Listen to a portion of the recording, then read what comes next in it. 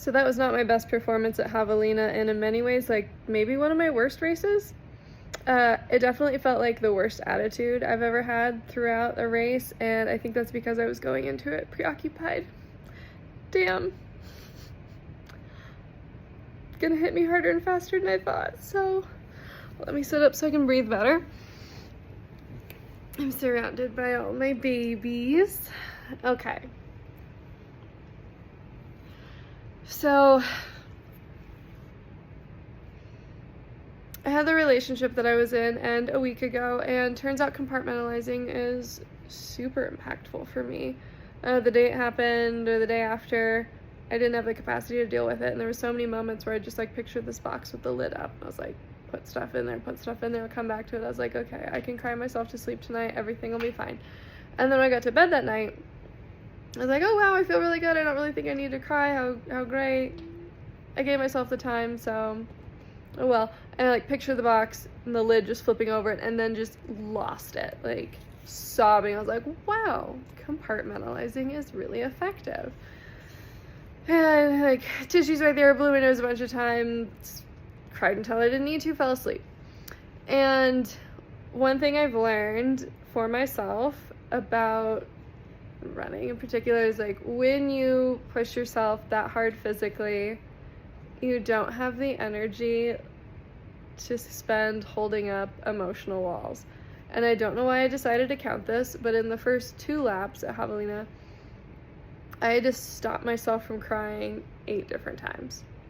And I never run with music. I had created a playlist specifically for this race, but that was the intention of that was to help hold a pace because I was trying to PR. My PR was a 23:01. I did finish this on a 25:18:09.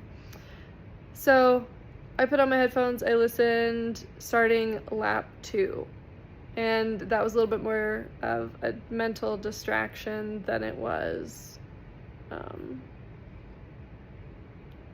trying to hold the pace, like a little bit of both, but if I'm being honest, it was for distraction. But then like the songs hit a little bit different, so it was there no matter what I did, but I didn't feel like I've been dealing with it for a week. I don't have, like, now is not the time. Let me put this aside and race hard. That's what I'm here to do. So grateful for Jackie for coming out and pacing me. And it was in lap 2. I was sweating more than I anticipated for the amount of electrolytes I brought. And there was a woman at the aid station. She's like, they had like goo electrolyte tablets. I had never tried those before and probably shouldn't have accepted them. But I was like, hey, I definitely need those. And she gave me 2 and I took them. My stomach felt a tiny bit weird. And I'm like, whatever, this is going to be fine. I need them. It's going to be fine. And then my stomach would go in waves of being like, okay, not so great, kind of a nuisance, never great. And then like my appetite for things just started getting worse and worse and worse throughout the day. So I was force feeding myself throughout the race because nothing really sounded good. And it's trying to work myself out of this hole because then my stomach felt really sloshy every time I drink water. So I was depleted on electrolytes, water, and calories, and just fighting my way through, trying my best and to keep moving. So we get to the end of lap 4, or like the last aid station. I'm at Rattlesnake, and there's pizza, which usually sounds great. I've like super enjoyed the pizza in other years, and none of them really sound good. I grab one, I take the tiniest bit off the end. I was like, I don't know about this. And Jackie's like, you need it. You take 2 big bites. I promise they'll stay down. I took 1 big bite like as we're leaving the aid station. I was like, uh-oh, no. And I handed her the slice of pizza. I walk a couple steps off the trail and just unloaded. I was like, cool. Now the tank is empty. I was already depleted. And now we have to start over on everything. But I felt a little like, it was like a good reset button, but it didn't last long enough. Usually for me, if it gets to that point, it's like a one and done. I feel like $1 million afterwards. I was still fighting against myself to like get the calories, get the water, get the electrolytes in. And it was bad enough through the 5th lap. At the beginning of it, there was a point where I was like, I'm walking and I'm nodding off. And so I put my headphones in, like get music per Jackie's request or guidance, advice. And she's trying to help find anything that's working for me. And at one point she's like feeding me Cheez-Its 2 at a time because that's all I could handle.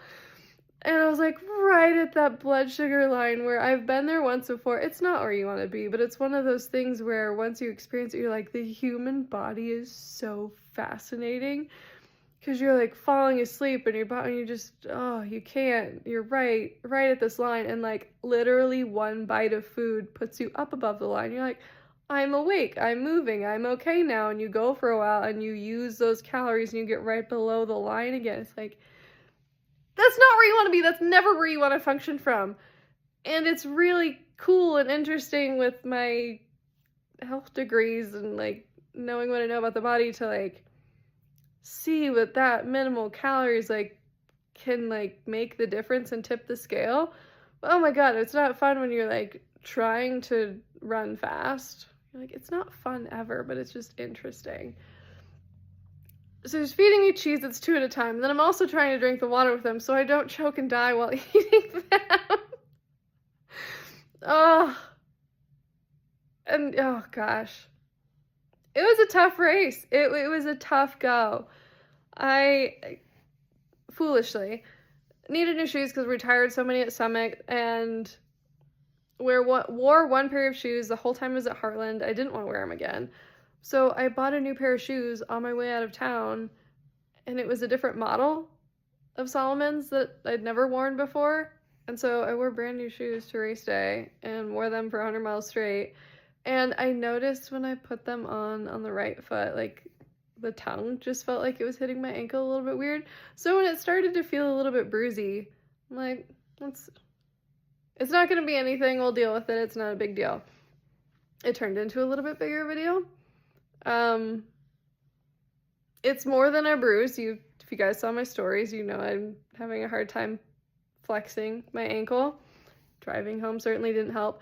And that was a weird thing to deal with during the race because it didn't hurt when I ran, but it hurt when I was walking. Great for continuing to go fast, but like kind of bizarre. And a lot of things are swollen. I have a blister on that side of my toe too that's like wrapped around my nail, and we're just waiting for that to go down. I did it. I finished. It wasn't my best performance. I'd have to sit with more of the things I learned about. Those don't take the goo tablets. Don't do them. That seemed to be the source of my stomach issue. More electrolytes for those hot races. I needed more than 2 laps, but we mitigated that well. I knew that one during the race. I'll have to think on more lessons and what I learned from this, because I'm not going to call it a failure, but it wasn't what I wanted. But there's still good lessons in everything that doesn't go as planned.